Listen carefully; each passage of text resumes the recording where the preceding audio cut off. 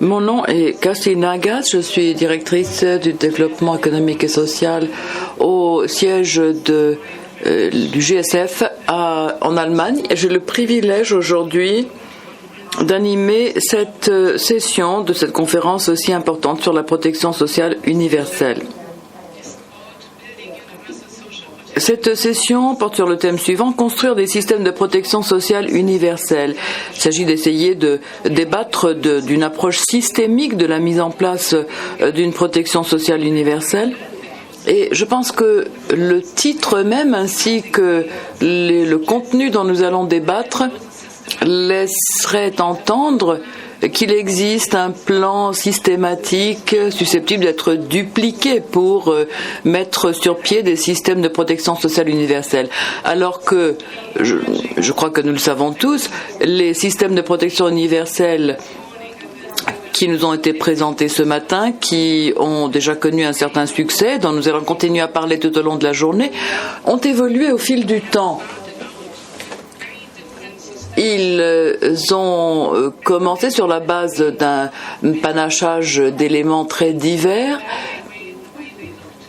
et n'étaient sans doute pas conçus à l'origine pour être ce qu'ils sont devenus aujourd'hui. Exception sauf peut-être dans les esprits des grands génies de la protection sociale universelle. C'est donc avec un certain recul que nous débattons de la meilleure façon de mettre en place des systèmes de protection sociale universelle en tirant parti de l'expérience déjà acquise par certains. Et je suis très heureuse d'avoir 3 intervenants à mes côtés ici à la tribune qui viennent de pays qui se trouvent à des étapes très différentes de la mise en place de systèmes de protection sociale universelle. Nous avons l'Argentine, qui est en train de réaménager son système de protection sociale pour s'adapter à l'évolution de l'environnement économique. Nous avons le Népal qui s'efforce d'étendre la protection sociale à l'ensemble de la population sur la base d'un ensemble d'éléments et de programmes. Et puis nous avons les Philippines qui envisagent également d'étendre la couverture de la protection grâce à un meilleur ciblage et également en développant la gamme de risques, l'éventail de risques couverts par la protection. Je vais commencer par donner la parole pour une première série d'interventions à nos intervenants pour qu'ils nous disent quels ont été les principaux éléments qu'ils ont assemblés sur la route vers une protection sociale universelle. Je vais commencer par Marianne Derowe des Philippines. Marianne est directrice pour le développement social de l'Autorité nationale du développement économique et social. Et vous considérez comme un fonctionnaire. Cela m'a beaucoup intéressé de le lire dans votre brève biographie. Et vos collègues me disent également que vous êtes passionné par la protection sociale. Et je pense que tout au long de votre longue carrière, vous êtes occupé de près de la mise en place de systèmes de protection sociale. Marianne, pourriez-vous nous dire quels sont, selon vous, les éléments de base qui vous semblent particulièrement importants pour votre pays dans ce contexte? Merci beaucoup, Kerstin. Je suis heureuse d'avoir bien compris votre nom. Les principaux éléments fondamentaux c'était en fait les éléments d'un cadre qui devait nous permettre d'aller de l'avant dans la mise en place de systèmes de protection sociale dans notre pays. Le premier de ces éléments, c'était bien sûr notre feuille de route de développement que nous appelons le plan de développement des Philippines. Et auparavant,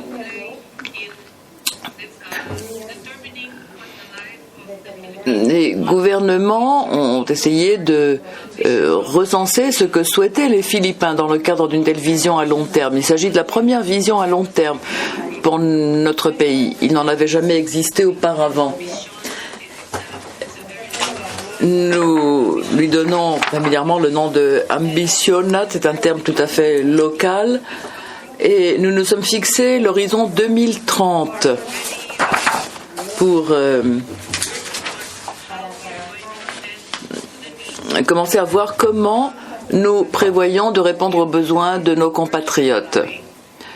Notre ambition vise les éléments suivants. Les Philippins doivent avoir une vie confortable et un avenir sûr.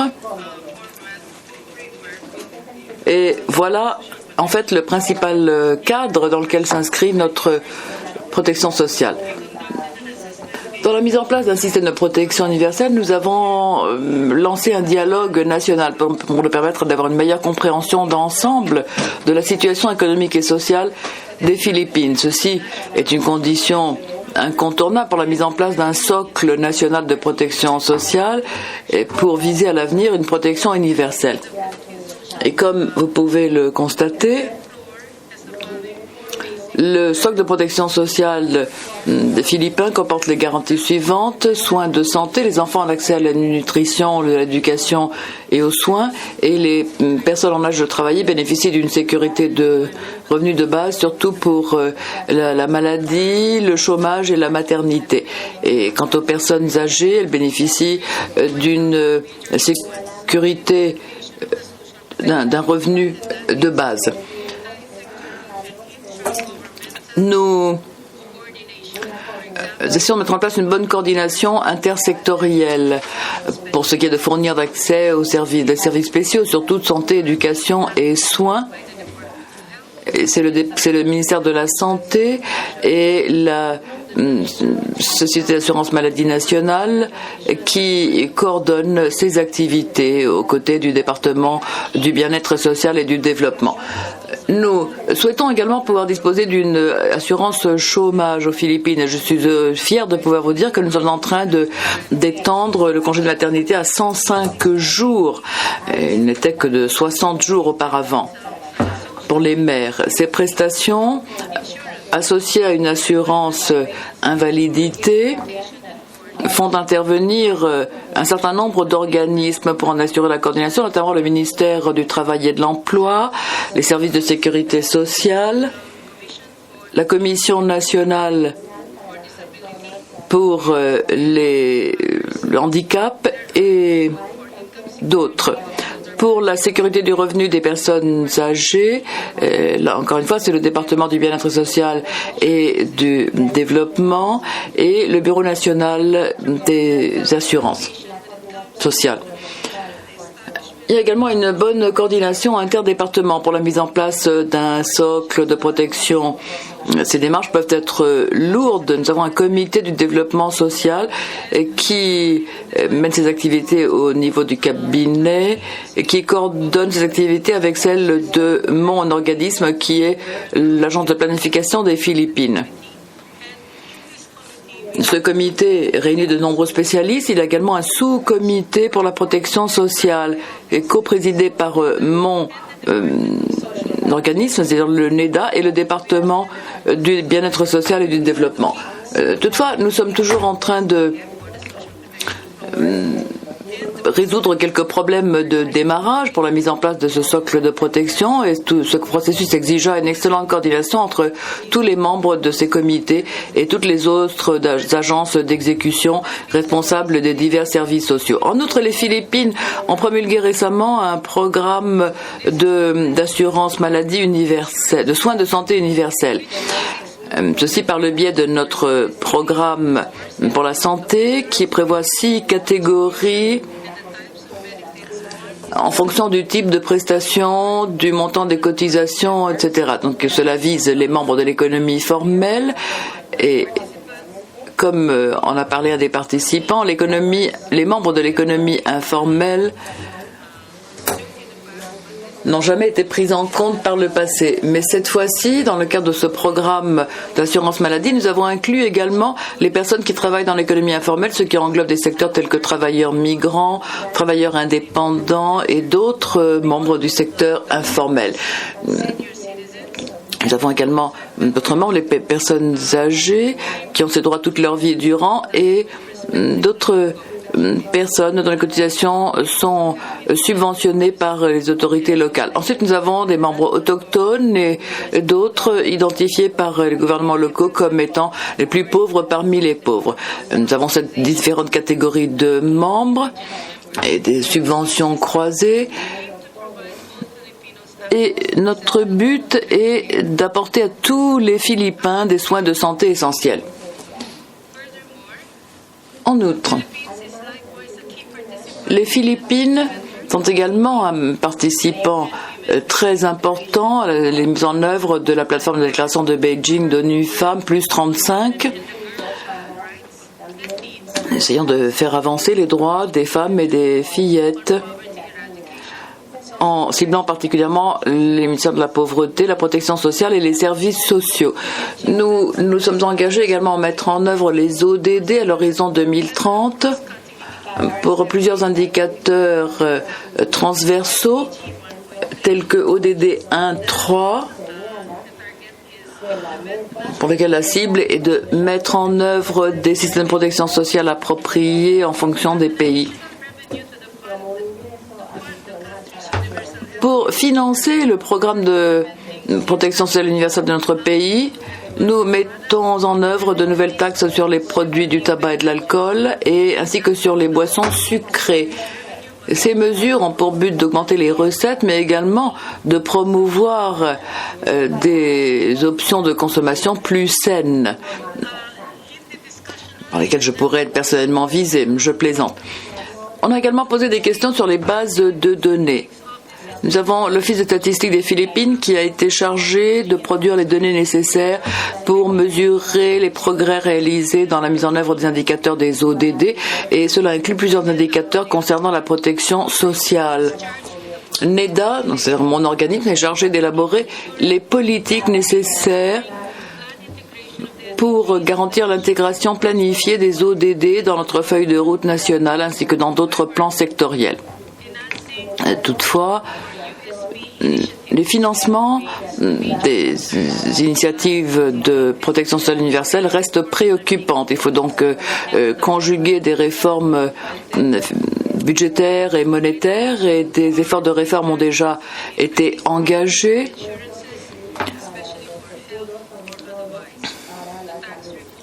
Dans la base d'une augmentation des cotisations pour certains, par le biais d'une réforme fiscale.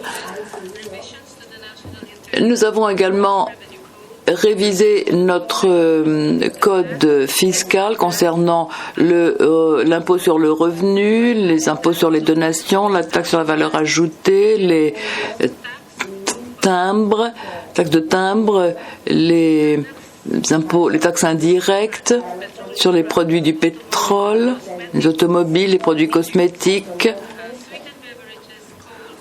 les boissons sucrées, l'industrie du charbon, l'industrie minière et le tabac. Tout ceci, mesdames et messieurs, n'a pas été facile. C'est au contraire une œuvre de longue haleine. Nous avons également un système de carte d'identité Philippines qui est en cours de mise en œuvre. Nous avons aussi un système qui cible les ménages en matière de réduction de la pauvreté pour bien identifier et recenser les pauvres dans notre pays.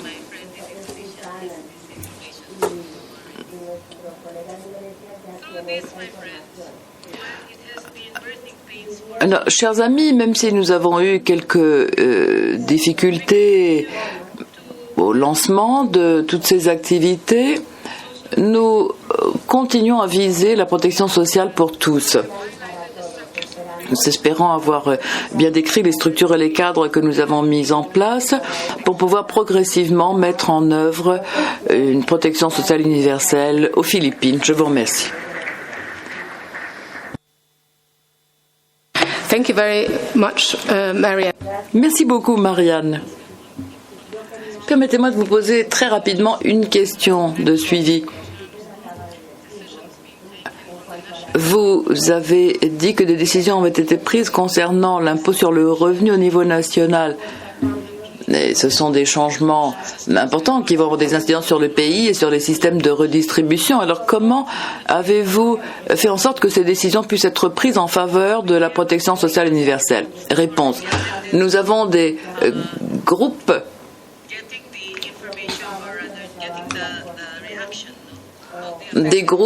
qui sont chargés de recueillir les réactions des populations visées. des groupes visés. Et nous avons travaillé avec le Sénat et avec la Chambre législative pour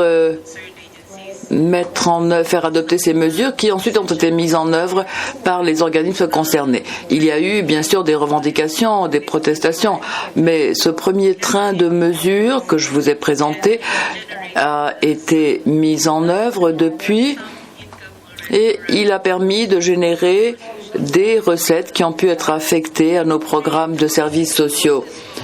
Le deuxième train de mesures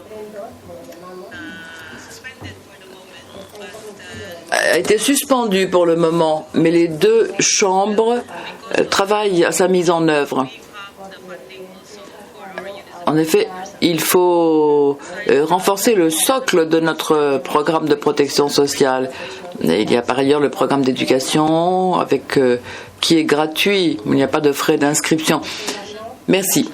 Vous avez parlé de la vision à long terme, vous avez parlé de la coordination intergouvernementale et intersectorielle. Vous avez parlé des données, des systèmes d'information, vous avez parlé des financements. Parmi tous ces éléments fondamentaux, lesquels sont arrivés en premier et ont ensuite débouché sur les autres? Je crois que la base de données a été l'élément essentiel. Il a fallu identifier qui seraient les bénéficiaires, qui étaient les pauvres, qui étaient les plus pauvres parmi les pauvres, et réaménager les catégories de ceux qui étaient proches du seuil de pauvreté, etc. Ensuite, il a fallu adopter les lois nécessaires pour que les différents services puissent disposer des fonds nécessaires pour répondre aux besoins des pauvres en général. Et ensuite, il y a eu les nouveaux programmes que nous introduisons actuellement. Bien, je vous propose de passer maintenant au Népal. J'ai l'honneur d'avoir à ma droite Monsieur Mukhuja Paudyal, qui est économiste de formation et qui travaille au ministère des Finances, où il est secrétaire adjoint. Vous avez occupé un poste important au niveau du gouvernement dans différents ministères et j'aimerais particulièrement en savoir plus sur votre façon d'envisager la protection sociale, puisque vous n'êtes pas, vous ne travaillez pas dans ce contexte, vous n'êtes pas issu du terrain. Vous êtes un économiste au niveau officiel et national. Donc je vous en prie, vous avez la parole. Merci beaucoup, madame. Et bonjour à tous.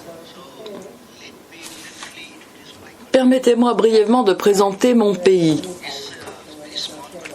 C'est un petit pays qui se trouve entre deux géants, l'Inde et la Chine. C'est un pays très montagneux, dans la région de l'Hindu-Kush. Le relief est essentiellement montagneux et la vie est donc difficile au Népal. Nous n'avons que 50% de terres non montagneuses. Et la vie au Népal, surtout dans les régions éloignées, est difficile et compliquée.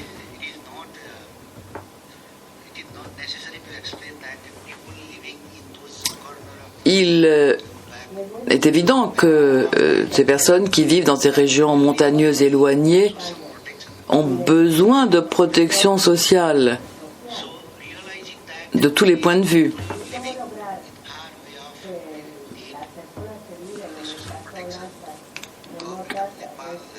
Et pour répondre aux besoins de ces personnes, le gouvernement du Népal a lancé un certain nombre d'activités.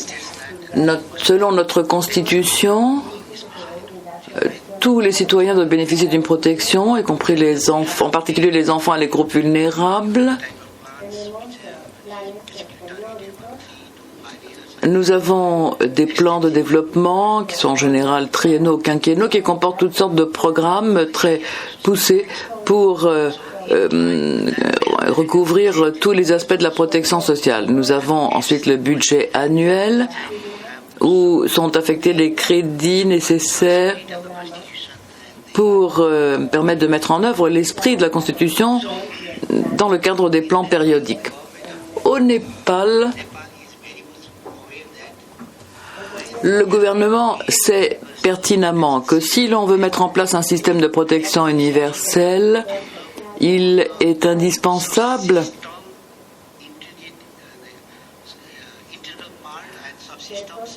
que ce système fasse partie intégrante du système global du pays. Quand je parle de sous-système, de système de protection sociale universelle, je voudrais mettre en avant 3 choses. Tout d'abord, la structure nationale doit être conçue en fonction de la protection sociale. Ensuite, il faut un cadre juridique. C'est essentiel. Il faut donc adopter les lois, les règlements nécessaires, mettre en place un mécanisme de suivi et d'évaluation pour pouvoir corriger les éventuelles erreurs. C'est également très important.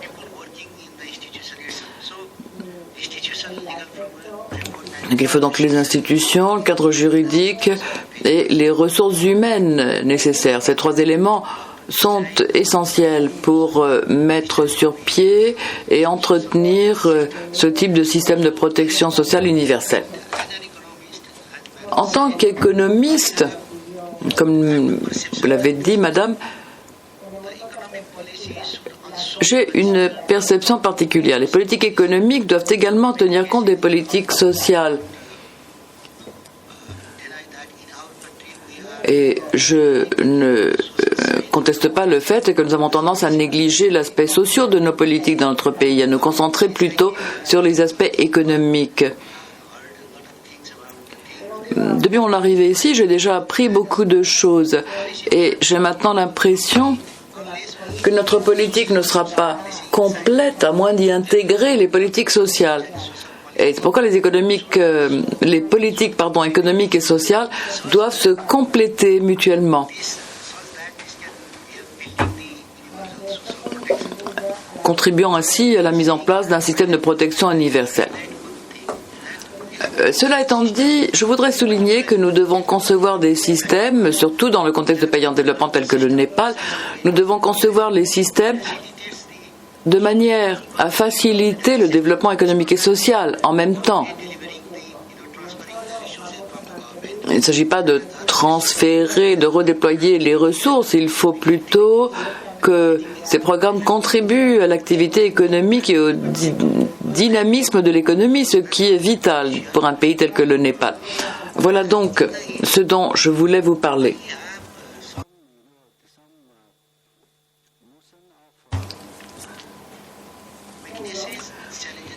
Je suis conscient de certaines faiblesses et certaines difficultés auxquelles nous sommes confrontés à l'heure actuelle. Nous avons un taux de couverture qui est très faible. Nous avons peu de ressources. Il est donc très difficile pour le gouvernement népalais d'arriver rapidement à un résultat. C'est un processus progressif. Le gouvernement met en place les directives nécessaires, pas à pas, étape par étape. Et cette année, par exemple, le gouvernement a promulgué une loi sur la sécurité, un fonds de sécurité sociale qui a pour but d'assurer une protection à tous. Et cette nouvelle initiative est censée recouvrir non seulement le secteur formel, mais aussi le secteur informel de l'économie. Et c'est donc un véritable jalon dans l'histoire de la protection sociale au Népal. Pour terminer, permettez-moi de vous dire que l'historique de la protection sociale au Népal n'est pas quelque chose d'entièrement nouveau. Nous avons un système de pension depuis 70-80 ans, mais il n'y a que 20-25 ans qu'on a lancé la protection sociale. Et on ne parle de protection sociale universelle que depuis 10 ans. Pendant cette période, il y a eu une importante évolution et je suis convaincu que à l'avenir, le gouvernement népalais pourra répondre aux besoins des groupes les plus vulnérables de la société. Je vous remercie. I would like to quickly follow up with 2 questions. Je voudrais très rapidement vous poser 2 questions. Premièrement, vous avez dit qu'il fallait partir de sous-systèmes pour en faire un cadre complet. Qui a été à l'origine de cette initiative au Népal? Est-ce que c'est le ministère des Finances? Est-ce que c'est lui qui a fait avancer cette approche en coopération avec d'autres ministères? Commençons par cette question, si vous voulez bien. Merci, madame. Oui, c'est très important, car à chaque fois que l'on lance un programme, il faut que quelqu'un en soit responsable. On assure la direction. Nous avons le ministère du bien-être social qui s'occupe des femmes et des enfants, y compris des affaires de sécurité sociale, et c'est ce ministère qui a un rôle de chef de file. Et toutes les activités dont j'ai parlé tout à l'heure relèvent de ce ministère, ou d'un département de ce ministère qui a été créé il y a 10 ans. Département qui, en l'absence d'un cadre juridique approprié, ne pouvait pas bien mener ses activités. Et depuis lors, nous avons adopté une nouvelle loi cette année qui sera essentielle pour l'avenir.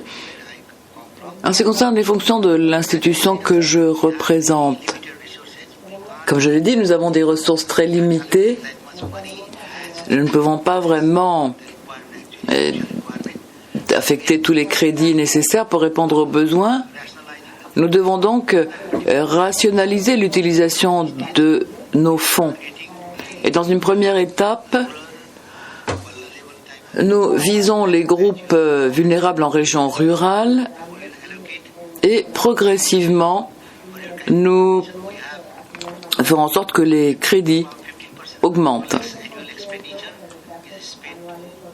Environ 15% de nos dépenses annuelles sont consacrées à ces activités.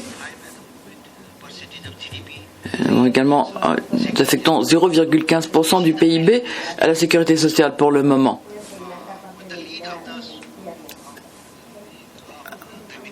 Voilà donc la situation actuelle, à cette étape préliminaire. Donc c'est le ministère du bien-être et du développement social qui appuie toutes ces activités et il sera rejoint par le ministère des Finances. Et je pense que grâce à ce double effort, nous pourrons obtenir des résultats. Je vous remercie. Oui, c'est très bien d'avoir le ministère des Finances à vos côtés. Let me move to... Passons maintenant à l'Argentine. Madame Gabriela Agosto, qui est directrice exécutive du Conseil national pour la coordination des politiques sociales. Gabriela a également travaillé à l'administration nationale de la sécurité sociale auparavant. Elle a été coordinatrice du programme national pour l'emploi des jeunes. Et vous avez donc déjà une certaine expérience de différentes fonctions et postes au niveau du gouvernement en matière de protection sociale. Et nous nous réjouissons d'entendre votre éclairage sur l'évolution de la situation en Argentine et les éléments importants du développement du système social. Je remercie les organisateurs, les membres du panel et je salue tous ceux qui sont ici présents. Comme mon préopinant, je vais vous présenter notre système de protection sociale. Je viens d'une région qui connaît le plus grand nombre d'inégalités au monde. Ce n'est pas la région la plus pauvre, mais celle qui connaît le plus grand nombre d'inégalités. Or, nous sommes un pays pionnier dans la région et dans le monde pour ces systèmes de protection sociale, puisque en 1946, nous avions déjà le droit de vote universel pour les femmes. Et au siècle dernier, on a mis en place le système de protection sociale. Un président disait qu'il n'y avait qu'une seule catégorie de personnes, d'êtres humains, ceux qui travaillent. Nous pensons au rôle des citoyens et faisons le lien avec le monde du travail. Nous avons 30% des travailleurs qui sont dans le secteur informel, 30% de la population qui pourraient ne pas se sentir des citoyens. Alors, nous avons un système de protection sociale qui connaît ce problème du secteur informel. Mais il y a d'autres problèmes qu'il faut régler. 90% des enfants, ils doivent pouvoir ensuite être assistés. C'est le cas à l'école primaire, élémentaire, secondaire. Ce sont tous les enfants qui sont en Argentine. Nous avons une politique migratoire inclusive. Alors certes, nous nous heurtons à des problèmes. La question de l'inclusion n'est pas forcément réglée. Mais comme l'a dit mon préopinant, il n'y a rien de plus efficace que des politiques inclusives. Si nous voulons surmonter la situation, il faut surtout la durabilité. Il faut que l'environnement puisse être protégé. Lorsqu'on veut la protection sociale, il faut viser le développement, mais sous toutes ses facettes. Il faut voir le développement sous tous les angles. Et bien sûr, voilà qui pose question. Nous avons souvent plus de questions que de réponses. Mais je vous l'ai dit, dans les années 40, nous avons mis en place cette protection sociale. Ensuite, nous avons des systèmes de santé, d'éducation. Nous essayons de régler les problèmes. Dans les années 90, nous avons connu une crise majeure. Ensuite, en 2001, nous avons mis en place un système de transfert sans conditions. C'est un système qui est bien connu. Nous essayons de faire progresser ce système pour les familles qui ont des mineurs, donc des enfants de moins de 18 ans qui sont vulnérables. Donc un système de protection sociale qui est véritablement universel, ça a été entériné par le Congrès, c'est donc un droit. Et nous avons plusieurs piliers. Premier pilier, les revenus, le revenu minimum, l'amélioration de la qualité de vie. On prête attention à la santé, à l'éducation. Il y a aussi le logement qui est pris en compte. Troisième pilier, la mobilité sociale et la promotion de l'emploi.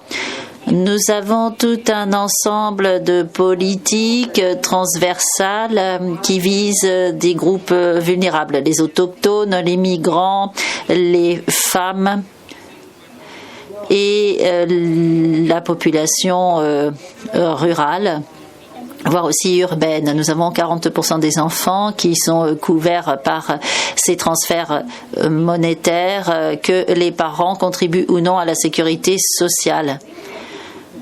Pour les personnes âgées, 90% des personnes sont couvertes, qu'elles aient contribué ou non au système. En matière de politique de l'emploi, là encore, nous ciblons les jeunes pour promouvoir l'emploi. Le problème du secteur informel reste essentiel. C'est un problème majeur. Comment est-ce que nous incorporons des personnes au secteur formel? En Argentine, nous avons pris des initiatives. Nous avons un mécanisme d'incorporation des travailleurs précaires au système de santé, au régime qui permet d'émettre des factures et donc ensuite de contribuer et de cotiser en vue de la retraite. Il y a aussi la question du logement. Mon préopinant en a parlé. Nous avons le système foncier. Lorsque nous avons des personnes qui connaissent une grande pauvreté, on peut leur céder des terres et le titre de propriété. Nous visons à augmenter la couverture sociale de la population. Nous avons pris un train de mesures. De nombreux pays ont maintenant leur propre système d'information, de données. Et nous aussi, Nous avons deux systèmes. Cinti, le système intégré de cotisation sociale. Donc là, c'est nominatif. C'est un système qui existe depuis 20 ans. Et là, on collecte toutes les données sociales, les données fiscales. Donc, nous avons 24 provinces. Et pour la protection sociale, pour les cotisations, pour la fiscalité, c'est vrai que souvent c'est décentralisé. Mais maintenant, on gère les données autrement. Il faut que les pouvoirs locaux des provinces, parce que nous avons 2700 communes, bref, il faut que tout le monde coopère à tous les niveaux, non simplement pour obtenir les données, mais pour ensuite les partager. Il faut donc cette solidarité. Et c'est un effort majeur que nous avons consenti ces 20 dernières années pour consolider le tout. Il y a aussi un système pour les familles qui connaissent la pauvreté depuis 1995. Nous avons ce système. On l'a vu avec le cas du Brésil ce matin. Nous essayons d'aider ces ménages. Nous avons le Cinti et le CISFAM, la base de données pour les familles. L'important, c'est de ne pas stigmatiser les plus pauvres. C'est très important, j'insiste là-dessus. Moi, je suis une passionnée de l'administration publique. Je suis là pour servir mon pays. Alors, il faut obtenir les informations pour la prise de décision. Alors bien sûr, il faut savoir de quoi il retourne, quels sont les ménages visés. Et ça, c'est important. Le travail statistique, c'est très important. Mais dans mon pays, il y a la numérisation qui a pris du retard. Or, il est indispensable de consolider ces systèmes d'information pour que la prise de décision puisse se faire de manière plus pertinente. Autre domaine. Bon, moi je suis responsable d'un conseil pour la coordination des politiques sociales sous tutelle de la République. Nous avons un système d'information, le CINTIS, et l'autre système. Vous savez ce qui se fait au Mexique, par exemple. Nous voulons évaluer tous les programmes sociaux. C'est un outil dont nous disposons pour alimenter en informations techniques ce travail d'élaboration des politiques. On a eu le premier plan national d'évaluation. Et on a voulu en connaître l'impact sur le plan de la protection sociale. On a voulu aussi que cela permette une meilleure, l'élaboration de meilleures politiques. En Argentine, nous voulons le guichet unique. Nous voulons un lien direct avec les citoyens. Un guichet unique, donc, c'est le moyen d'être en contact direct avec les citoyens, que l'on soit au niveau national ou que l'on soit au niveau de la province ou de la commune. Nous voulons prêter cette assistance sociale directement aux citoyens. Je vous remercie, Gabriela. Merci. Merci d'avoir fait la lumière sur ce travail de pionnier auquel vous participez. Est-ce que vous m'entendez? So I was just to say that your contribution. Je disais donc que votre contribution montre bien le travail de pionnier accompli par l'Argentine en matière de protection sociale. C'est bien connu d'ailleurs au niveau international. Je suis sûre que la salle va avoir un grand nombre de questions à poser, mais n'oublions pas qu'il nous faut prendre la pause déjeuner. Enfin, évidemment, je ne vais pas vous empêcher de poser vos questions les plus importantes. Gabriela, vous avez dit que ce sont les systèmes d'information qui peuvent poser problème. Et vous avez dit qu'il ne faut pas stigmatiser les gens, qu'il ne faut pas mettre en place des registres qui stigmatisent les bénéficiaires de l'assistance. Et vous avez dit que parfois, il est difficile de partager les informations entre services. Il faut donc veiller à ce que les informations ainsi générées soient diffusées, partagées et exploitées. Et quelles sont les leçons que vous en avez tirées? Que doivent faire les gouvernements lorsqu'ils mettent en place ce type de système? Et ensuite, je vais poser la même question à Marianne.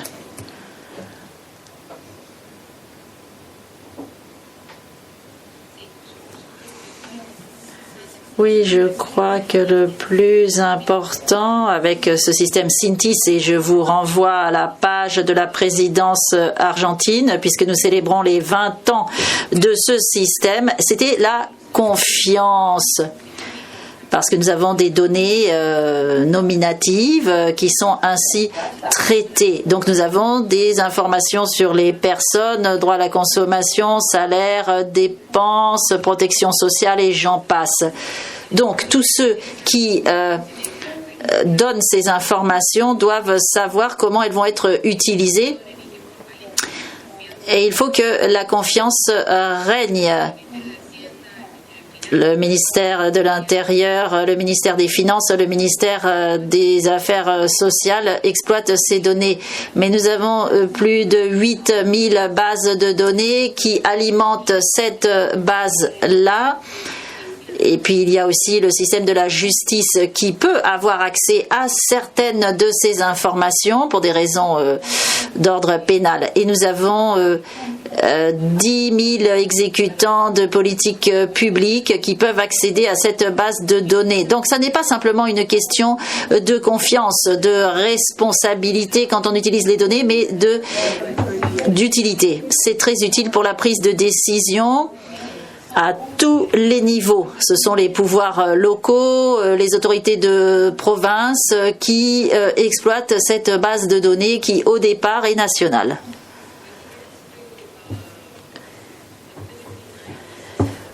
Alors, aux Philippines, nous sommes encore en train de mettre au point le système pour les Philippins, qu'ils soient sur le territoire ou à l'étranger. Alors nous n'avons plus de carte d'identification comme par le passé. Nous essayons d'avoir un système complet et nous voulons même travailler avec les banques, mais nous intégrons la sécurité sociale,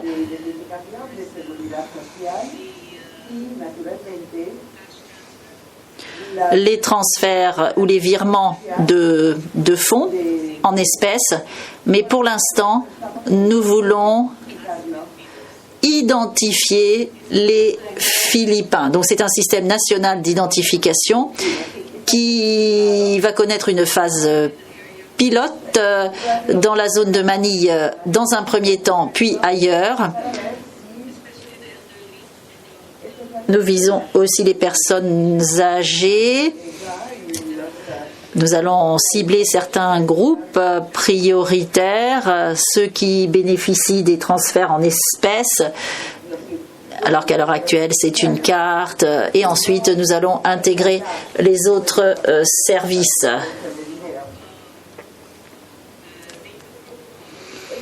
Pour le protocole de données, le Bureau des statistiques gère les protocoles de sécurisation des données. Donc on ne peut pas générer de données tant qu'on n'a pas signé de protocole d'accord avec ce Bureau des statistiques, et même pour l'élaboration de politiques. Donc eux, ils génèrent des données qui sont publiées, mais voilà, qui relèvent de l'autorité nationale des statistiques. Les pouvoirs locaux peuvent générer eux-mêmes leurs données. mais il faut l'accréditation de l'autorité. Pour ce programme de transfert en espèces, le ministère du Bien-être et du Développement social est en train d'améliorer le système. On a voulu étendre la couverture. Avant, c'était simplement les pauvres. Maintenant, ce sont ceux qui sont proches de la pauvreté aussi. Donc, nous essayons de les intégrer à la liste. Et ensuite, au niveau national, on pourra cibler les bonnes personnes. Mais pour l'instant, ça ne vaut que pour les virements ou les transferts en espèces. Merci. Monsieur Poidial, vous faites le lien entre ce registre civil et les programmes de protection sociale.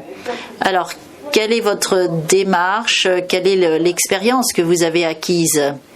Merci beaucoup, madame.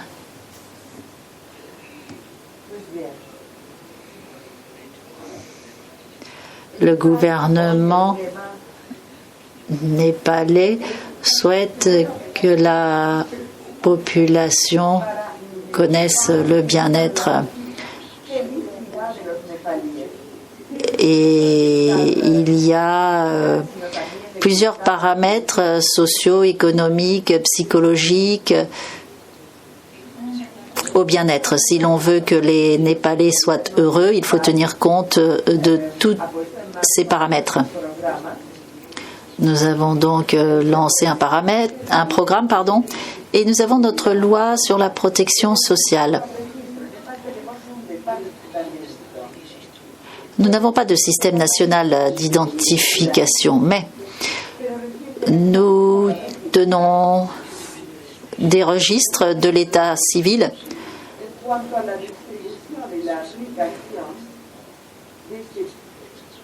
et nous exploitons ces systèmes pour déployer les programmes d'assistance sociale. Ensuite, on passe au niveau local, au niveau des communes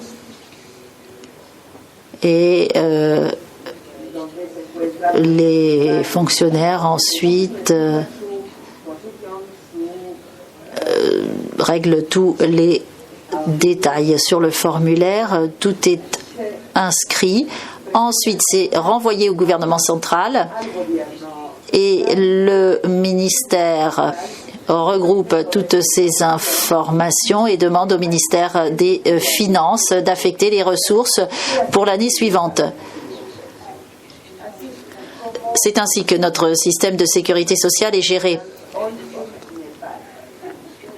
C'est un changement de paradigme. Nous avons le système de sécurité sociale qui vise à couvrir les travailleurs du secteur informel aussi. Nous avons lancé une campagne importante. Le ministère du Bien-être social est très actif. Il est dépositaire de toutes ces informations. Mais c'est très onéreux que de mettre au point ce système. Alors, nous travaillons avec d'autres entités pour assurer l'identification. Maintenant, il y a un système d'identification national. Avant, moi, je n'avais pas de papier d'identité. Maintenant, j'en ai de papier d'identification. Évidemment, c'est très important. Cela ne fait aucun doute. Mais ensuite, encore faut-il traiter les données de manière systématique et de manière à déployer la protection sociale efficacement. Mais c'est vrai que tout cela a un coût. Le Népal essaie de bien concevoir tout le système.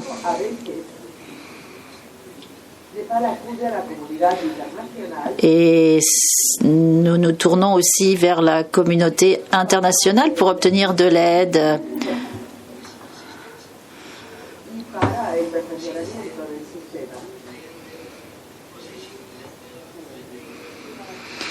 Il y a le traitement des données, l'exploitation des données.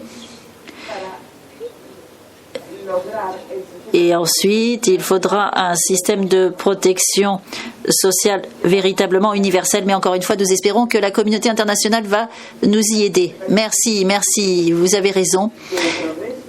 Il faut procéder pas à pas si on veut un système véritablement universel. Merci d'avoir fait référence au rôle des partenaires de développement, parce qu'on a des partenariats dans ce domaine. Et c'est peut-être la dernière question que je vais vous poser. Il y a les partenaires de développement, mais quelle pourrait être votre contribution à ces partenariats pour la protection sociale universelle ?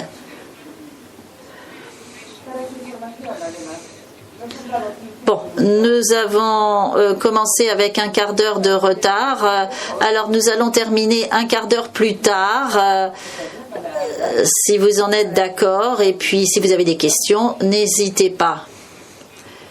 Le Pakistan, vous avez la parole, même si vous êtes déjà intervenu. Merci.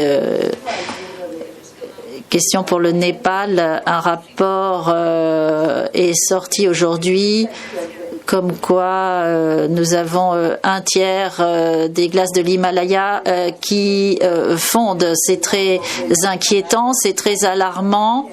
On en a parlé, mais la Banque mondiale s'occupe des systèmes de réduction des catastrophes et on fait le lien avec les systèmes de sécurité sociale. Alors si le Népal est touché, il faut tirer parti de ce travail parce que sinon les plus vulnérables, c'est-à-dire ceux que nous représentons ici à Genève, seront touchés de plein fouet. Pour les Philippines, je pense qu'il ne s'agit pas simplement d'aider le Népal, mais d'aider les Philippins. Et moi, je suis ravie de constater que l'on poursuit sur cette voie. Merci. 3 questions d'affilée. Madame, au fond de la salle. Je remercie tous les intervenants et je voudrais m'adresser à Madame Gabriela Agosto. Je sais qu'en Argentine, ils ont mis en place un système de child grant pour les enfants et je voudrais lui poser la question comment ce système a été financé d'abord. Et deuxièmement, vous avez parlé que vous avez fait un plan d'évaluation de votre politique sociale par rapport à ce programme. Quels ont été les résultats? Et merci. Okay. And then I had a third one over there, please. Et encore une 3e question. Boris Engelson. Je ne suis plus journaliste, mais je suis toujours accrédité près des Nations Unies. Alors, le titre de ces 2 dernières séances, la sécurité sociale, la couverture sociale, et l'historique remonte à il y a longtemps, même au sud, ça remonte à 1 siècle, voire 2 siècles. Alors, où se situe le problème? L'évasion fiscale, l'impérialisme, certains pays, même à la tribune, insistent sur ce type de rhétorique, mais ce n'est peut-être pas la réponse en fin de compte. Pourquoi, après plusieurs siècles passés à dire qu'il faut que tout le monde soit couvert, pourquoi est-ce qu'on n'y est pas? Pourquoi est-ce qu'on n'y parvient pas et quelles sont les pierres d'achoppement? C'est de cela qu'il faut parler cet après-midi jusqu'à 17h30 ou au-delà pour qu'enfin ça change. Merci, oui. On va peut-être creuser cette question. Vous avez parfaitement raison. Est-ce que c'est une question brûlante? Parce que je dois gérer le temps qui passe. Ce sera la dernière question. Yes, I think it might. Oui, Patrick Tarani. J'étais expert des migrations à l'OIT. Encore une fois, je reprends ce qui a été dit ce matin sur cette préoccupation majeure que l'on a maintenant, parce que nous avons des personnes qui sont des travailleurs migrants, donc en dehors de leur pays d'origine, et ils n'ont pas accès à la protection sociale. Et là, je parle du pays d'origine et du pays qui les emploie. C'est un problème grave. L'administration de la sécurité sociale aux États-Unis dit qu'elle obtient 55 milliards de subventions sur 5 ans. Ce sont les contributions qui sont faites par les travailleurs qui pourtant n'ont pas de documents, pas de statut et qui ne bénéficient pas des cotisations qu'ils versent. Une question plus générale, il faut s'occuper de solutions nationales mais aussi de solutions régionales peut-être. Par exemple, dans le cas de l'Argentine, nous avons le Mercosur, le système qui existe. Nous avons des administrations de sécurité sociale qui accèdent à des bases de données. Et donc, si l'on se trouve dans un pays de la région, on peut avoir accès, ça se passe peut-être même mieux que pour l'Union européenne. Philippines, bravo, le gouvernement fait beaucoup. Népal, nous avons 30% de la main-d'œuvre qui se trouve en dehors du pays. Donc ça pose problème. Voilà ce que je mets sur le tapis. On pourra peut-être y revenir plus tard. Je m'en tiens là. Merci. Oui, tout à fait d'accord. Je vous rejoins. La plupart des pays ici présents envoient des travailleurs à l'étranger. Donc il est intéressant de savoir très brièvement ce que vous avez à répondre à cela. Alors, dernier tour de table. Gabriela, je commence par vous. Est-ce que vous voulez bien répondre à notre collègue de Tunisie sur la question de l'évaluation ou de comment est-ce que vous jaugez la situation? Mais je vous en prie, comment contribuez-vous aussi à ces partenariats? Bon, je procède dans l'ordre. L'émigration avec le programme 2030 et dans ce cadre, avec les ODD, 0,7% du PIB est consacré aux migrants chez nous. Et sachant quel est le pourcentage de migrants, nous travaillons avec l'OIM, mais les migrations internationales, parce qu'il y a aussi les migrations internes. Mais ça, c'est aussi un grand défi à relever, parce qu'il y a des migrations à l'intérieur du pays. Vous avez raison, le Mercosur, oui, nous avons un accord, mais uniquement pour les travailleurs du secteur formel. Pour l'Italie, pour l'Espagne, ça vaut aussi, je crois. Mais ça ne couvre que les travailleurs formels. Vous parlez de pierre d'achoppement. Évidemment, c'est la pauvreté qui pose problème dans toutes ses dimensions. Le monde ne cesse de changer. Il y a des problèmes au niveau local, au niveau mondial. Donc pour moi, c'est le multilatéralisme qui doit primer aujourd'hui. Il nous faut des accords au niveau mondial pour avoir des effets au niveau local. Comme je l'ai dit au début, il y a plus de questions que de réponses. Mais je crois qu'il y a quand même des caps à suivre. Il faut voir les politiques de développement, veiller à ce qu'elles soient inclusives, et il faut inclure le développement, l'environnement, tout ce qui est social, économique. Il faut tout intégrer et tout est sur un pied d'égalité. La UH es la asignación universal por hijo. Mañana va a haber un ce qui concerne les enfants, demain, il y aura un séminaire parrainé par l'UNICEF. Je vais aussi parler de ce programme. C'est un programme qui est né dans les années 2000, mais qui remonte à la crise de 2001 et au transfert, au virement universel pour les familles ayant des enfants d'à moins de 18 ans. Il y a 4 millions de bénéficiaires.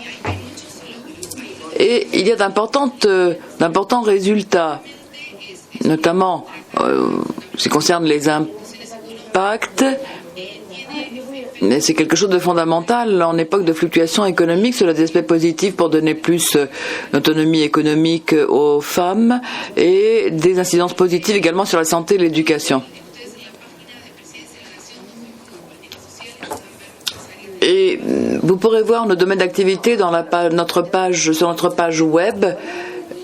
Nous avons des systèmes importants, systèmes utiles de suivi et d'évaluation. Dans 2 mois à Buenos Aires, il y aura la réunion BAPA plus 40, une réunion de coopération internationale sud-sud et triangulaire extrêmement importante. Nous menons des activités de coopération sud-sud dans un cadre de suivi et d'évaluation, et nous sommes donc très actifs. Marianne, je pense que vous pourriez aussi répondre à la question sur la gestion des risques des systèmes de gestion des risques de catastrophe. Puisque, comme l'ont dit nos collègues, la couverture est toujours valable. Je voudrais que vous puissiez également parler des obstacles et des contributions apportées. Bon, je vais essayer d'y répondre avant de parler de changement climatique et de résilience face au changement climatique. En ce qui concerne la question posée par monsieur qui était journaliste aux Nations Unies, oui, en effet, certains des problèmes ou certains des obstacles à la sécurité sociale sont liés au service de la dette et sont de nature fiscale par ailleurs. Aux Philippines, nous sommes en train de nous attaquer au problème de l'évasion fiscale et je n'ai pas de chiffres exacts sous la main, mais nous avons réussi à recouvrer une quantité importante de fonds auprès d'entreprises qui avaient fraudé le fisc.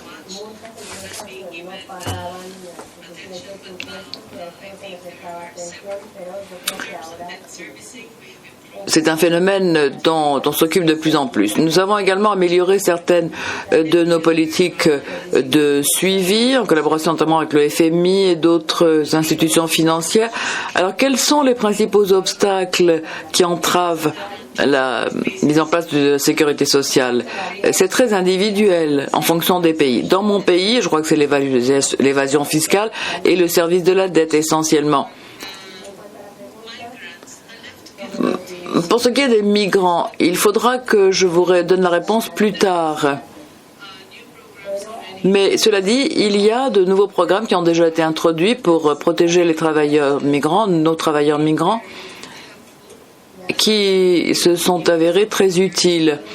Il y a des subventions, je pourrais vous donner quelques chiffres, j'espère que vous pourrez accepter que je vous réponde par email à cette question. Et en ce qui concerne les contributions ou les cotisations, je ne peux pas répondre à la question sur les prestations pour les enfants, parce que c'est très individuel, mais en ce qui concerne les cotisations, nous avons un système bien ciblé. Il y aura ensuite une participation au niveau des autorités locales, qui est d'ailleurs déjà assez développée. Il y aura des partenariats publics-privés, surtout pour l'éducation et la résilience face au changement climatique. Ceci s'est avéré très efficace jusqu'à présent, cette coopération avec nos autorités locales.